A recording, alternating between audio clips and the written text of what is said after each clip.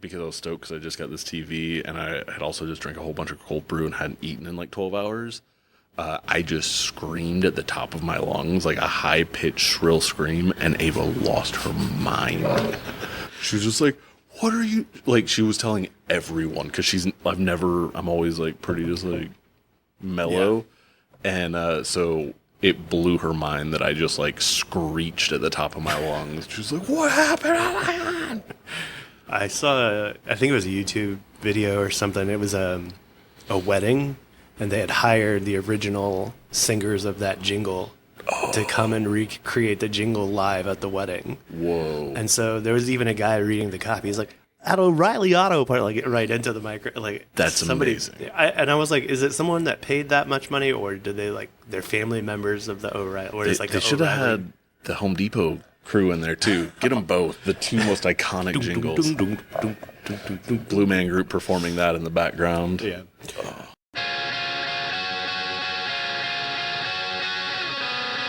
You're in big trouble, though, pal. I eat pieces of shit like you for breakfast. You eat pieces of shit for breakfast?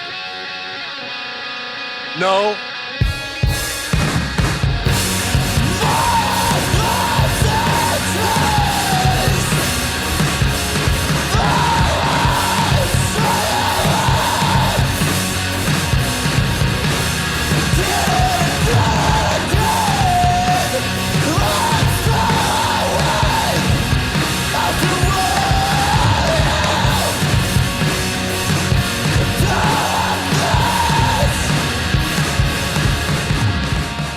Welcome to Season 1, Episode 8 of Breakfast of Champions. We might have a little bit of buzz here. I don't know where that's coming from, but Could be the TV. yeah, we're raw dogging it. Nah, it's cool. Yeah. It's maybe the batteries, maybe whatever.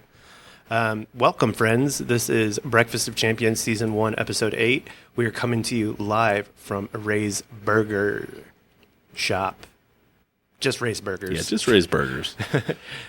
So it's we're doing a little live spot here because our co-host Parker has taken over the counter here and is making this spot his sandwich emporium for lunchtime in Fort Worth. I do burgers and burger accessories. Looks really good, smells really good. I'm excited to try one. Maybe not right this second on the podcast because we have stuff to talk about, but I've been wanting to bring the kids here. So breakfast burgers. Not really. We just have regular burgers, but one day.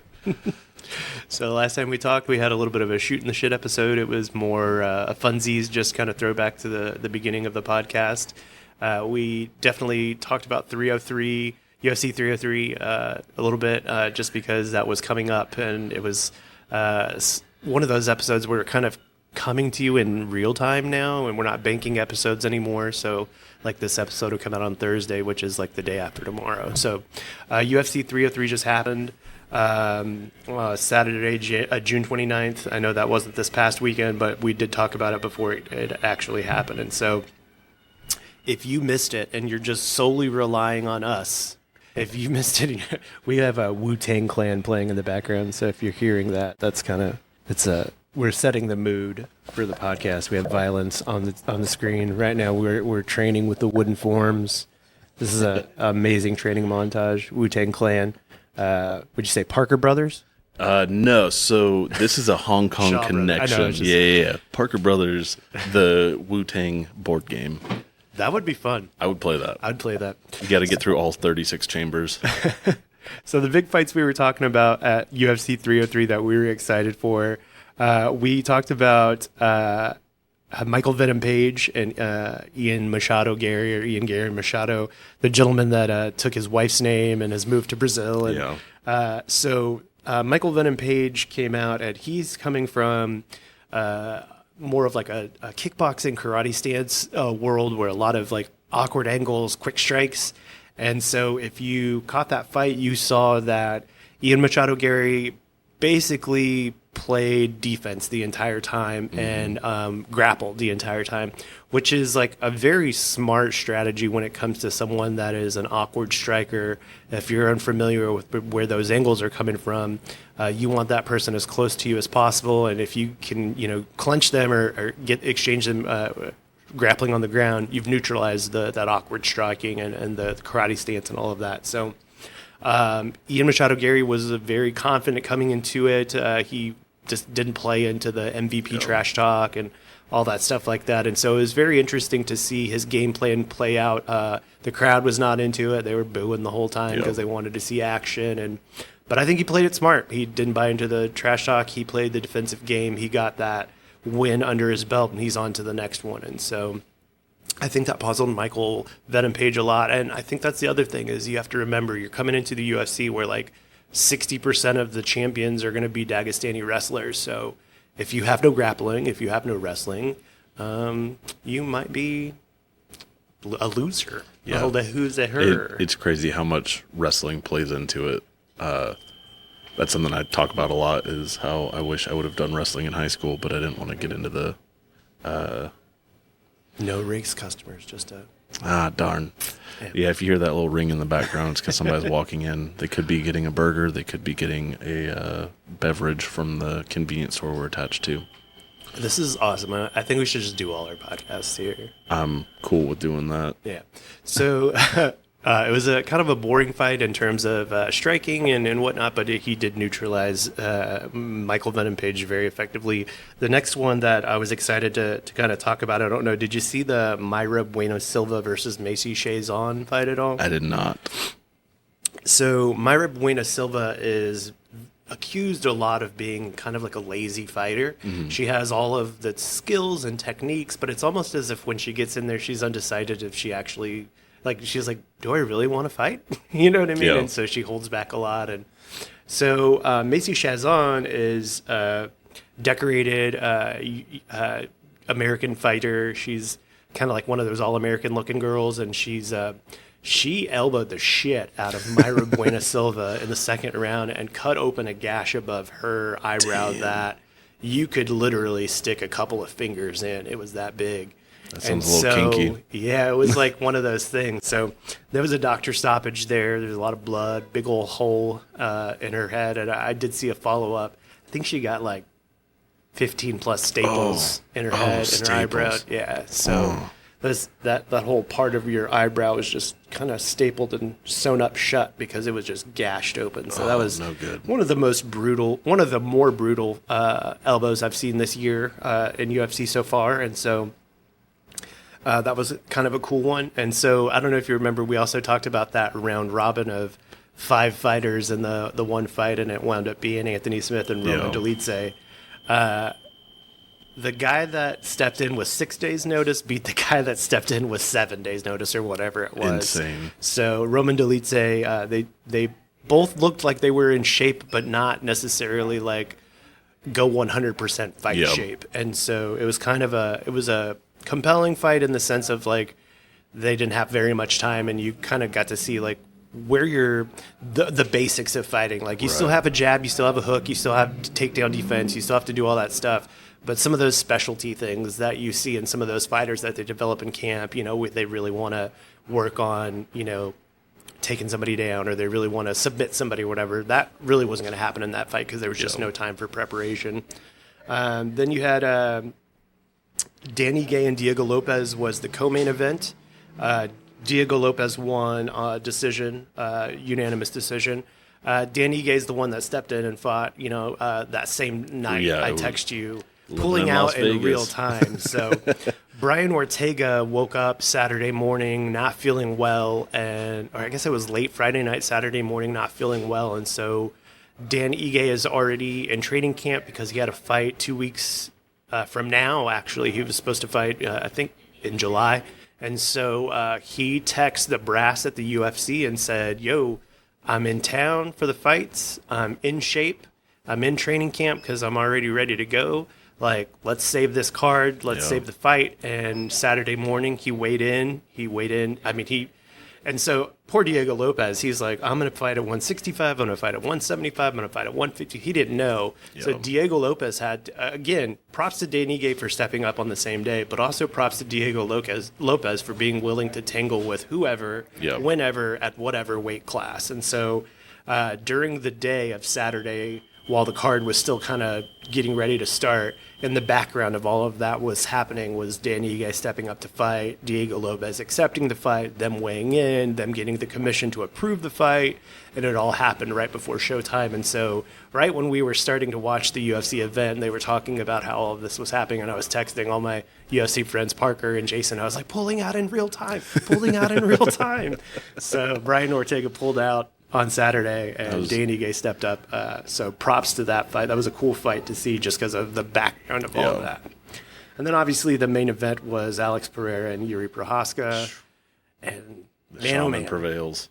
Yeah, black magic, shamanism prevailed in a pretty astounding fashion. The first round, at the very end of the round, Alex pieced him up, and it looked like the fight was over, but he got saved by the bell. He looked shaky getting up, going back to his corner, and then in the second round, it was just no different. Yuri looked perplexed. It was almost like he couldn't understand what was happening. I've sent you some videos post that. He said he either needs to evolve or retire. Yeah. And so he's in a dark place right now. He's in that sunken place where he believes, like, he had his cross on. He was blessing himself multiple times to protect himself from this black magic stuff. And so spiritually, I think that he's kind of questioning, what is up with the fact that he should have been protected by the blood of Christ against this black magic shaman from Brazil. But that was not the case. Black magic prevailed. Dude knocked him out. And then I don't know if you saw someone's made like a post-fight, like a little highlight clip of him, and it was Yuri being helped up by the refs, and yes, Alex looked at him and he fell down again. Yeah. And so that did not help to play into the fact that it wasn't black magic. So very, very great UFC 303. I know a lot of people might have been disappointed by some of the fights not happening in that event, i.e. Michael Chandler, Conor McGregor, maybe Jamal Hill and Khalil Roundtree. Some people were looking to those events to really make this card a thing. But I think that the fights that happened were great. I was very impressed by the people that stepped up to the fight. And so this Saturday we have Miss Tracy Cortez pulling out to fight this lady right here, Rose Namajunas. I've been intrigued since she first came into to the UFC, but there's kind of a creepy aspect to the fact that her husband is her trainer. Oh. And they met when she was 14. No. And he's a little bit older than her, so there's a little bit of creepiness there of like, how long have you guys been doing that thing? Yeah. So he's in her corner and walks out with her, and they give a little kiss before she fights, and it's just like, ooh, it's just a reminder that that's the creepiness in the background there. That sounds like some Drake shit.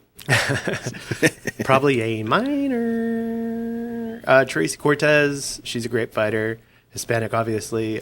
She's stepped in at short notice.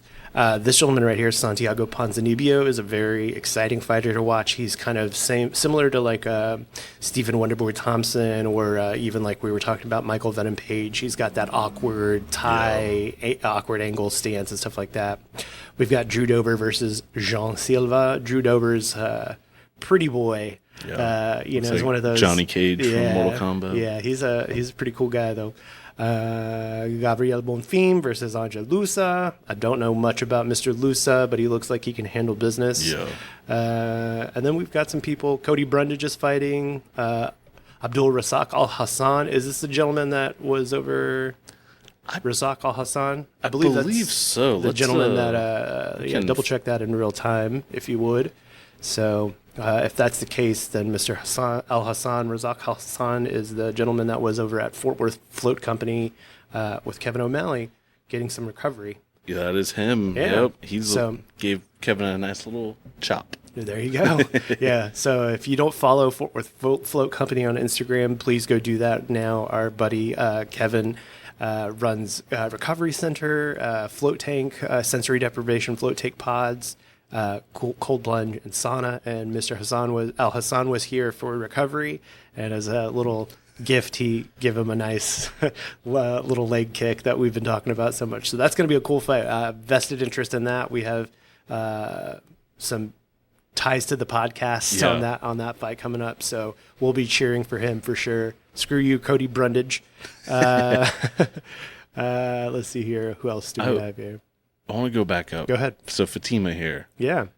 She may be making her debut. Okay. Because I was going to say, I'm again. Yeah, she's unranked, so she may be making her debut. And once she does, so all these come from pre-fight. So this probably was from his last fight. Okay. And then when they get to fighting this weekend, when they come from like their pre-fight ceremonies and all that stuff, they do promo fights for the packages coming up for the TV, but then they'll use those for their upcoming shows. Gotcha. So if she hasn't fought in the UFC yet, she's coming from another promotion, she doesn't have any promotional shots, she'll get those this week whenever she shows up for fight week. Gotcha. I'm just wondering if she's a distant relative of our Jordan. Yeah, Jordan Klein. Fatima the Archangel. Let's see. She is fighting. Oh, there's no info. Yeah, she has 2 wins by knockout, one win by submission. She has 0.0 average fight time, so we know nothing about her. Yeah. We'll learn if Jordan has a long lost sister. Like the picture on this website, it kind of looks like the girl from The Ring. When you're scrolling, you're like, what is happening? Yeah, that's pretty much all I want to talk about for this fight. So, so Saturday, check it out. It's fight night, so it's free if you have ESPN Plus. You don't have to buy a pay-per-view for this one. So we're going to move right along.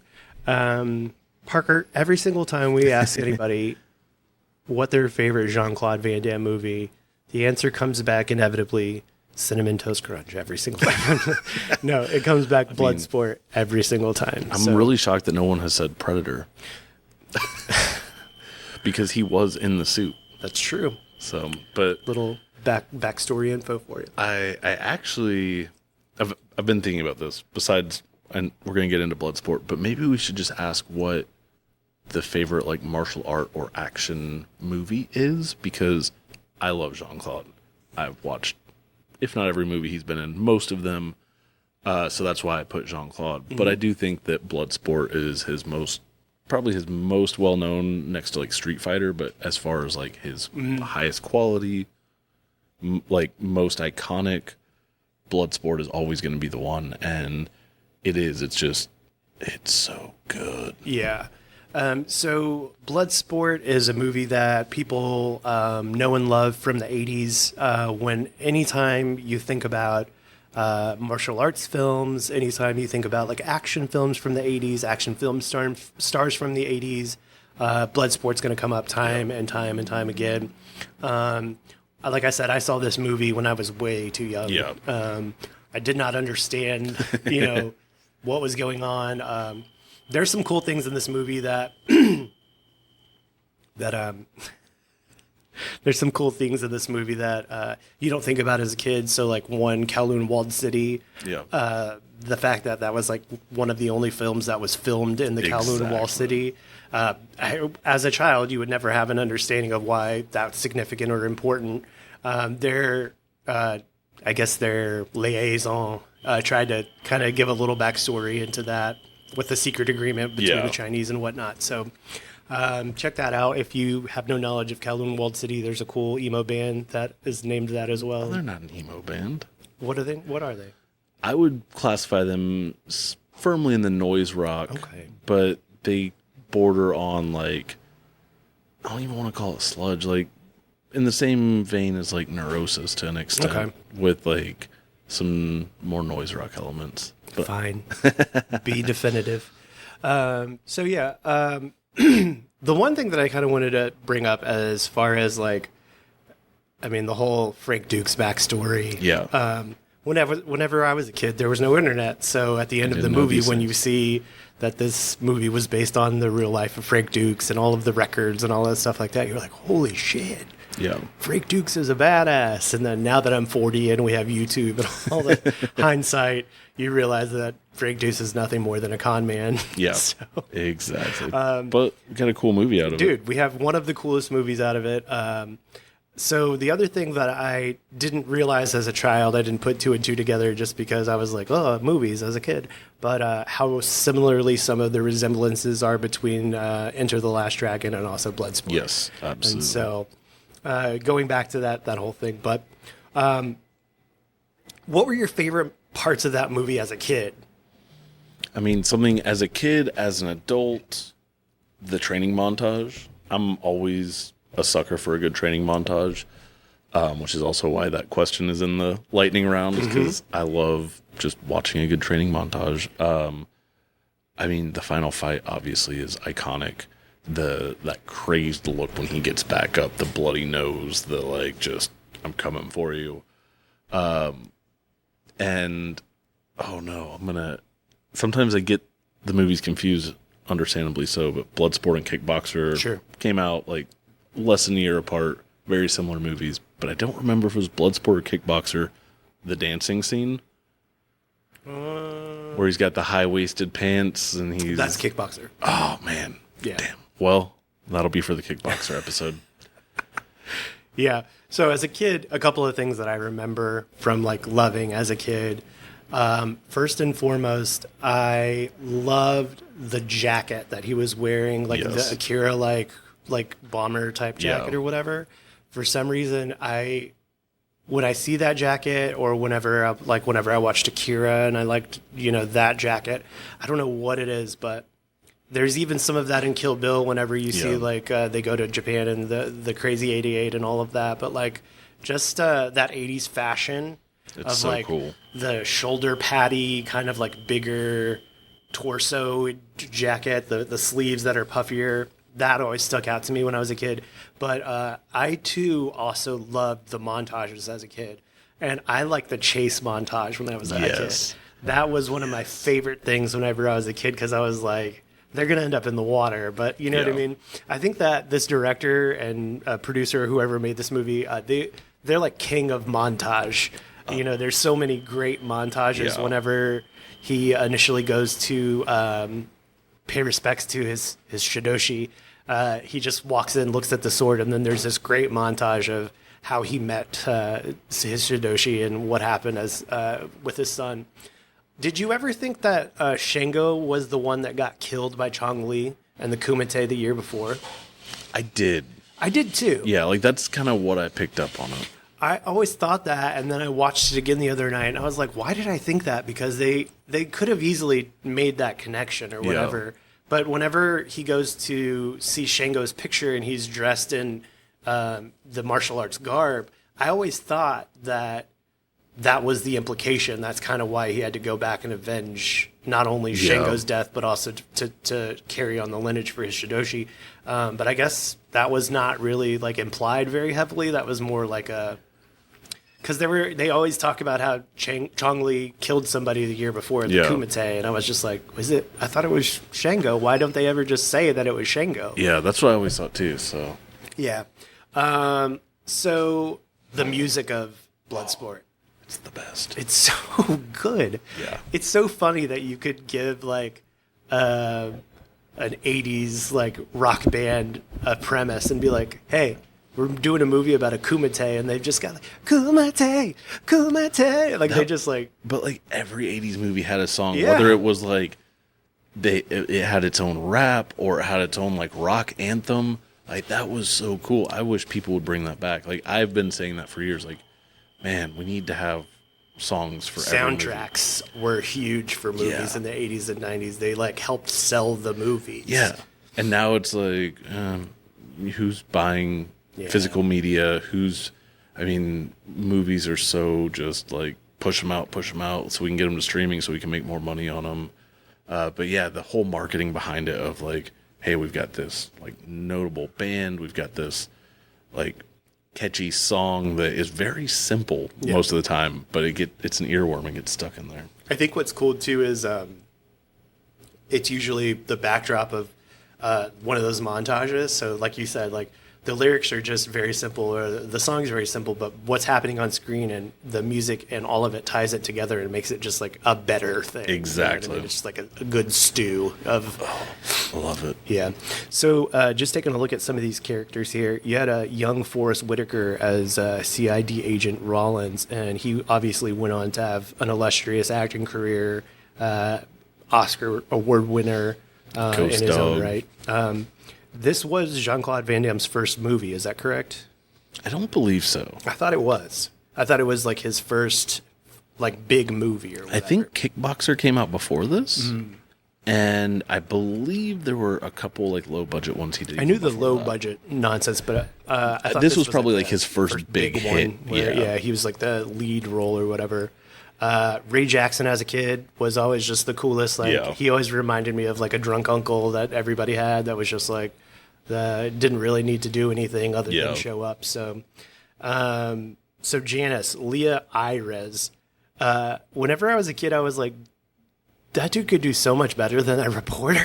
She was not attractive to me. She had like a weird horse face and like there's a lot of that when hair. I go back and watch 80s movies or like early 90s movies where as a kid I was like, hubba, oh my God. And then I watch as an adult, I was like, man. Yeah. Like, I know beauty standards change and like fashion changes and stuff, but sometimes even that, it's just like, no. I also love that the one semi like salacious, scantily clad nude scene is Jean-Claude Van Damme putting his underwear on and not her. Gotta see those butt cheeks. Yeah, I love that. Put a lot of work into those.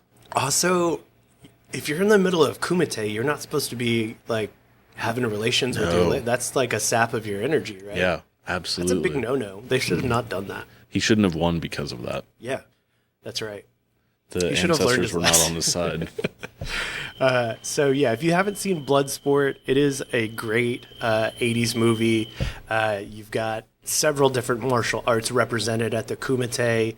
You've got sumo, you've got Thai boxing, you've got karate, you've got taekwondo, you've got a lot of different things that are happening there.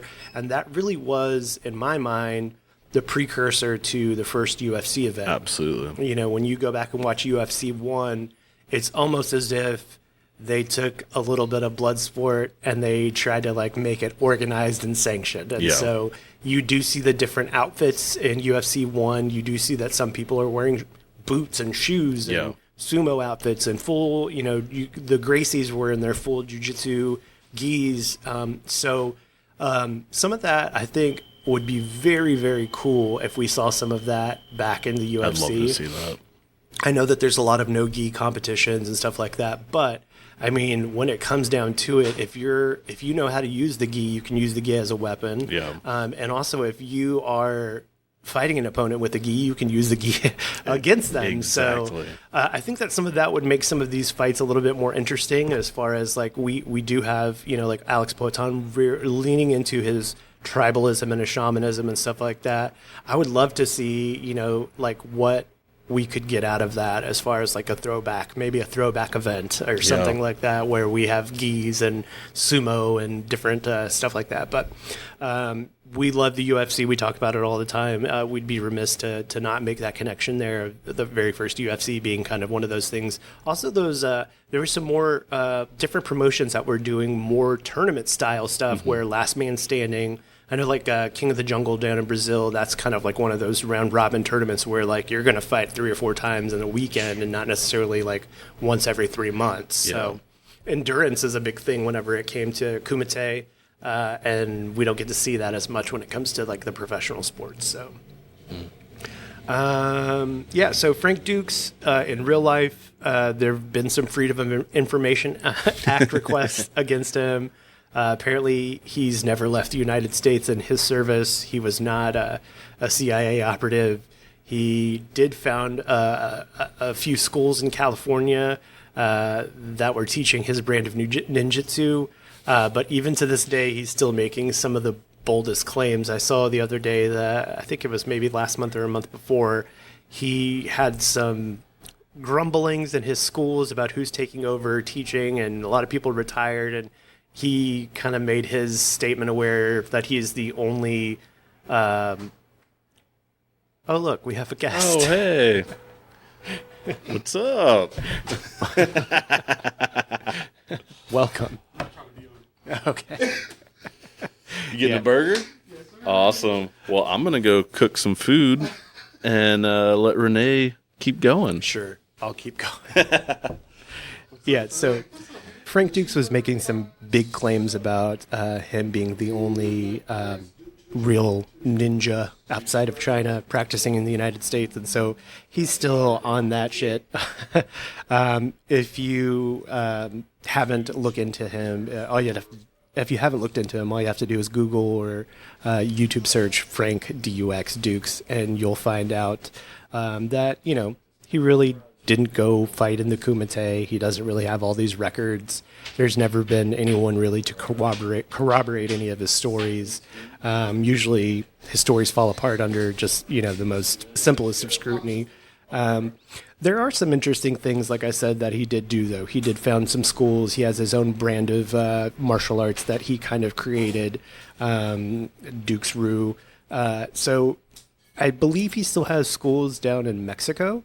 I don't think that he's still practicing any sort of ninjutsu in the United States. I think that we've kind of gotten over that. So, yeah, Bloodsport was based upon a story that he told in martial arts magazines and in black belt magazines. Back in the 70s, there was not really anybody to kind of challenge that sort of thing. There was no internet around, so there was no fact checking. So once the editors got wind of this amazing story about this CIA guy who traveled to remote islands to fight in kumites with 60 rounds of people.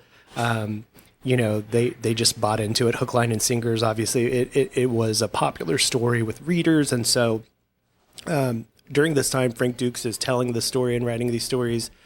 He is also teaching martial arts. And so there are tales of him going around and having encounters with people like Steven Seagal, with people...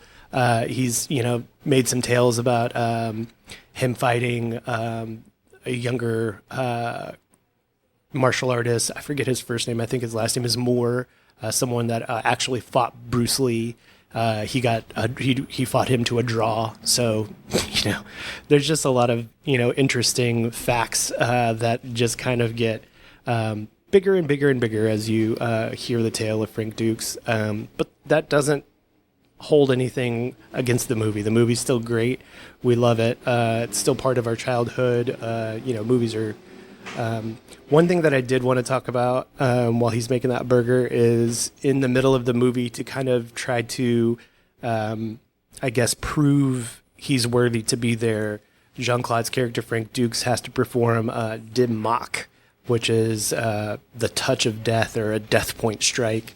And so he actually breaks the bottom brick of maybe like 6 bricks stacked up on top of each other. And so this is one of those things that is kind of a lore legend in martial arts is the death touch or you pressure point touch somebody and they take a few steps and then they just fall down. And so I also thought it was cool that there's a record label named Dim Mak, Steve Aoki's record label, and I always wondered if he got that from Bloodsport. To wrap up, Bloodsport, great 80s movie. If you haven't seen it, it's streaming on Amazon Prime, so check it out there. Like I said, there's some great actors in it that have gone on to do other things. You get to see different martial arts practiced in the Kumite. It's great film. We're going to move on and talk about another film that we've been talking about on the podcast and also between each other as friends. And that film is The Iron Claw. If you haven't seen The Iron Claw and you don't want to know about the movie, you can, probably skip forward about maybe 10, 15 minutes. We're going to talk about that movie. So, The Iron Claw came out this past year, 2023. It is a biopic drama about the real-life Von Erich family. The Von Erich family is wrestling royalty. They are from around these parts up in Denton. If you're a professional wrestling fan at all, you'll know about the Von Erichs. They had several brothers, and even their father was involved in professional wrestling. Fritz Von Erich is the father. Then you had Kevin and Carrie. Who else is in there? You have Kevin, Carrie, David, and Mike. And those are their brothers in the Iron Claw. There are some other brothers that the Iron Claw leaves out of the film. There's just a few. I guess they're just too much sadness all in one movie. But the oldest brother died when he was a child, and then they had a younger brother who actually was not as big in stature as them, and took up the mantle of wrestling, and then he also succumbed to his mental health at the age of 21. So there's a lot in this movie when it comes to what happened with their family. You know, there's this whole thing of a curse. There's just a lot of bad things that happened to their family, and they took a very dramatic and wide-sweeping brush to the nuances of all that were going on in their life. But if you were around in the 80s and you're around in the 90s and you knew of the Von Erichs family, what you knew of them was that they were obviously very talented athletes. They were larger-than-life characters whenever they came to professional wrestling. They really came from a lineage of people that were selling the sport. Fritz himself was a wrestler and involved in selling the shows around Texas. And so it was almost like they were born and bred to be professional wrestlers. The big main character in the Iron Claw, obviously, is Kevin Von Erich, played by Zac Efron.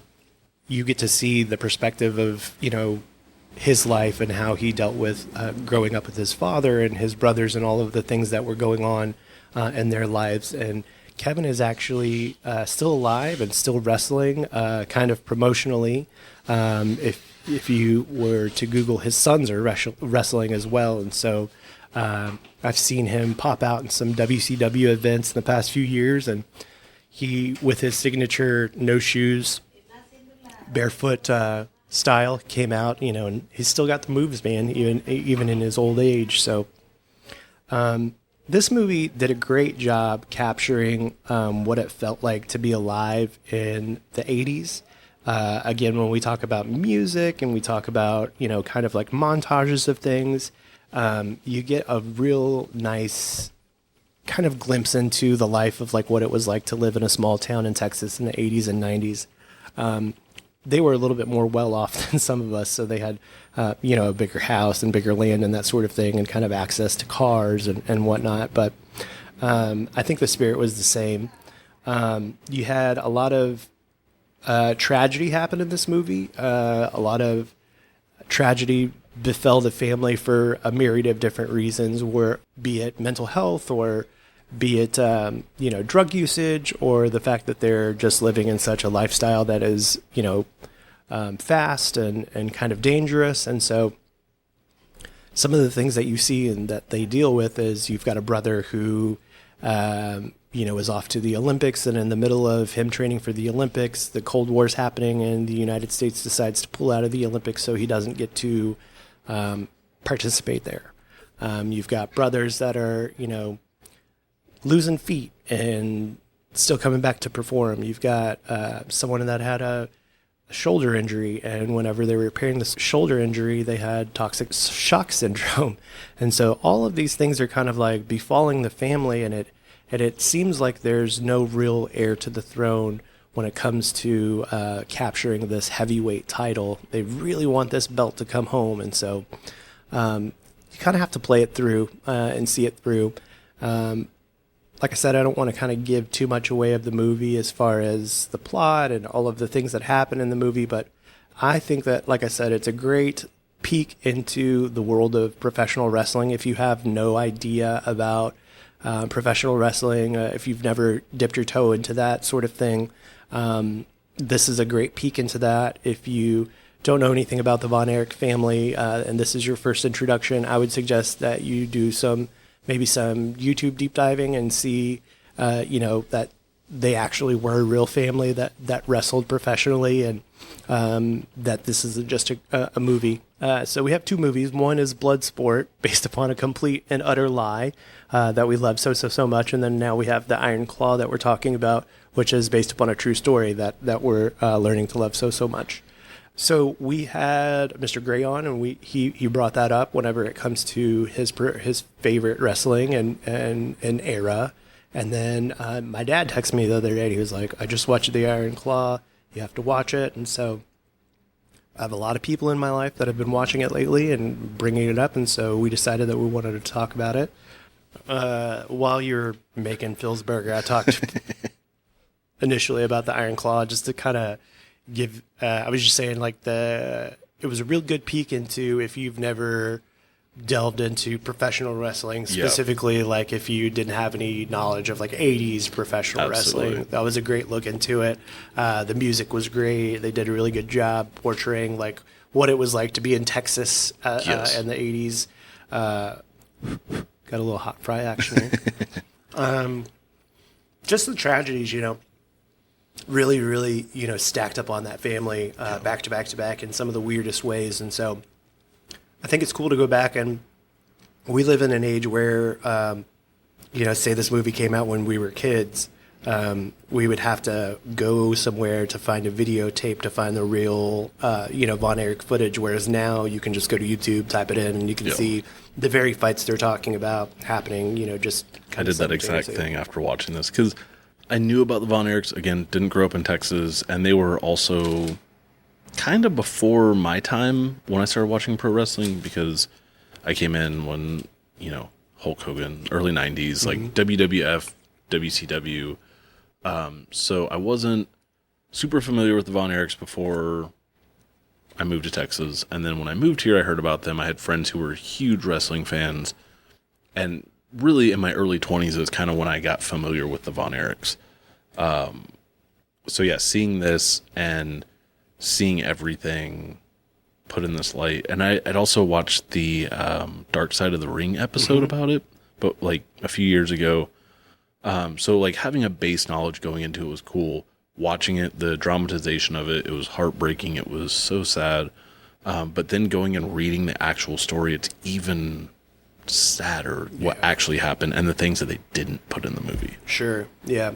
I kind of touched on that a little bit. So I guess like the whole basis for the curse is that their father, Fritz von Erich, assumed this Nazi character to be a heel in professional wrestling, would dress up in the garb with the swastikas and whatnot. And so that was kind of the wild to think about. the bad juju put on this family was kind of like a little bit from that. They didn't touch on that at all in the movie.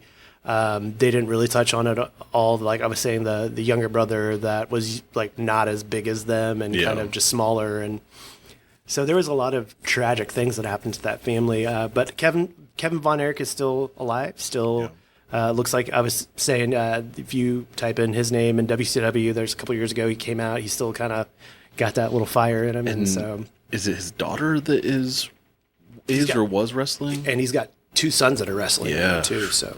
That's crazy to go against the curse that way. I guess if your dad is the only living Von Erich, maybe you got the shaman on your side. Yeah. What I was saying was cool is that the first movie we talked about, cult classic, not even cult classic, just classic movie from the 80s, but based upon utter complete bullshit. And then you have this movie based upon, just even so much truth that they couldn't even put all the truth in the movie. Yeah. So if you're into fighting movies, if you're into movies at all, check out Iron Claw, check out Bloodsport. Totally different types of movies, but that's why we're here to talk about the violence. And I'm having my breakfast right now here. So breakfast fries. Yeah, breakfast fries, home fries. So 2 things before we wrap up. One, we talked about Ryan Garcia pulling out indefinitely. I guess now he's saying that after this racist tirade that he's gone on, that he's, I guess he's going to rehab now or something. I don't really know what for. Obviously, mental health. Should have gone to rehab. Personally, I think you should get some sort of mental health diagnosis so that way, we can stop playing this game of like, is he or isn't he? Because as of right now, it's just seeming like he's a crazy racist at the moment. So he pulled out of that fight because he took PEDs, and now he's pulling out of boxing because he's allowing his racism to show. And just kind of a sad tale from a talented young man. So. Yeah, real bummer. I also wonder if, maybe he had some underlying mental health issues and the PEDs exacerbated those and, brought out the worst tendencies inside of him. So boxing's kind of in a weird place right now. You've got a lot of great up-and-coming fighters, Gervonta Tank Davis, Bud Crawford, all of these up-and-coming exciting fighters. Somebody that gets thrown into that conversation a lot is Shakur Stevenson. He fought this past weekend, and he won. But it was one of those things where there's video circulating of he fought in his hometown and people are booing him. So you don't even have your hometown on your side. He's fought and won 3 fights in a row, but people are not really lining up to see his fights. They're calling it boring. They're calling it defensive. They're calling it, a few different things. So he, after his fight, said that he was going to relax and all of this stuff, but now he's starting to get into some Twitter beefs with people that are, saying that he's boring. And so it doesn't seem like he's relaxing. It seems like he's taking everything super personally and spending several hours online going at people that are calling him boring and that sort of thing. So not to jump over to another podcast, but if you enjoy that sort of thing, Twitter beef, It Is What It Is a great podcast, and they're currently beefing with Shakur Stevenson about the fact that they called him boring. And he shot back some shots about the fact that he thinks that it's funny that rappers are podcasters now, and just has zero idea of who he's kind of talking to and that sort of thing. And so podcasting and boxing is kind of coming together, so I'd like to throw our hat in the ring. I know Shakur Stevenson doesn't know who we are, but you're boring.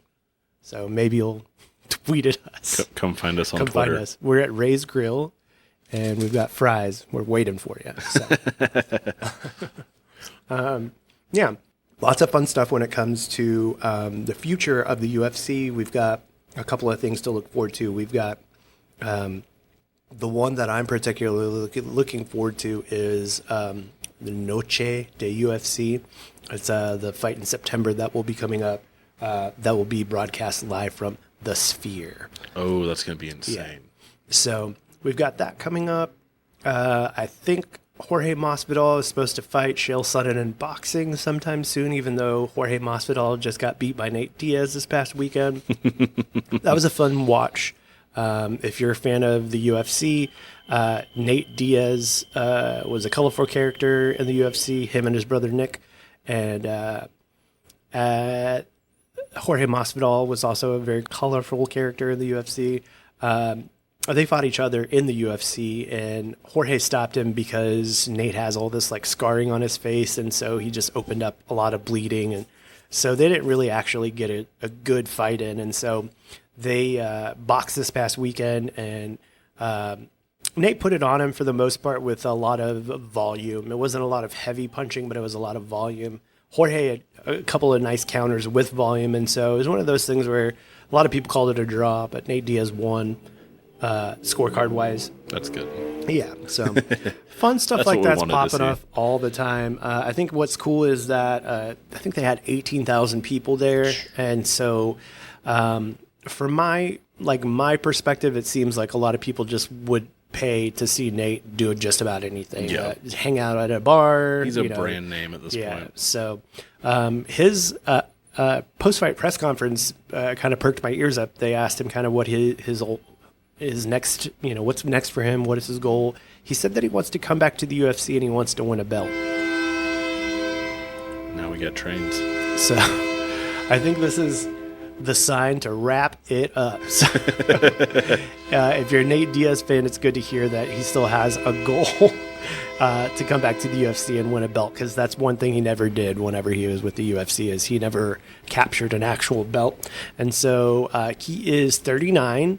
I don't think that it would be, out of the realm of possibility for him to come back within the next couple of years. And he did call out Leon Edwards.